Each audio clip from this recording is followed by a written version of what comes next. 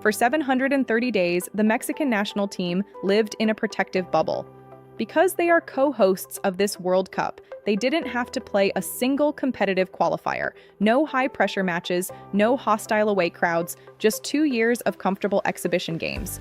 But when you step onto the pitch for an opening match in front of 80,000 of your own fans, that comfortable bubble doesn't protect you. It traps you. Wait till you see how quickly a team can lose its mind when they realize they haven't been tested for the highest stakes in football. You could hear a distinct undercurrent of anxiety in the stands before kickoff. Mexican fans love their team, but they are deeply cynical. They knew South Africa had been grinding through intense do-or-die African qualifiers, while Mexico was playing meaningless friendlies. The psychological challenge for Mexico wasn't just tactical, it was an identity crisis. They desperately needed to prove to their fans and to themselves that they belonged on this stage. You could see it in their body language from the first whistle. They didn't just press, they hunted. They were running on pure nervous adrenaline, trying to force an early statement. When the opening goal finally arrived from Julian Quiñones, the explosion of noise in the stadium wasn't just joy, it was massive collective relief. South Africa's goalkeeper cracked under the high press, misplacing a short pass out from the back, and Mexico punished them instantly. With nearly 70% possession, Mexico looked entirely in control. They were playing beautiful, rhythmic football, passing rings around a stunned South African side.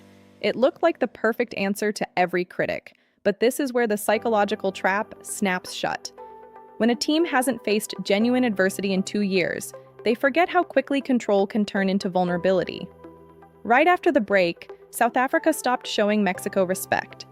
They pushed their defensive line higher and began physically contesting every ball, and that is exactly when the lack of competitive match fitness showed its face.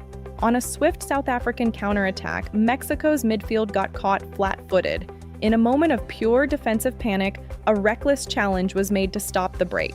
The referee immediately pulled out a straight red card. Watch the camera angle on the Mexican bench right here. The manager doesn't look angry, he looks completely stunned. The comfortable reality they built over 2 years vanished in a single second. Suddenly, the stadium grew quiet, filled with a heavy, familiar dread. Mexico was down to 10 men, and you could physically see the exhaustion hitting their legs. Without the ball, the psychological weight of the match doubled. South Africa began suffocating the hosts, throwing players forward into the box. But just as the pressure became almost too heavy to bear, veteran forward Raul Jimenez found a pocket of space on a rare counterattack, outsmarting his marker to slot home a second goal. The players didn't dance. They collapsed into a tight huddle, shouting at each other to stay focused. Yet, the insecurity ran too deep. With only minutes remaining, another mental lapse occurred on the edge of the Mexican penalty area, another desperate, panicky tackle, and the referee flashed a second red card.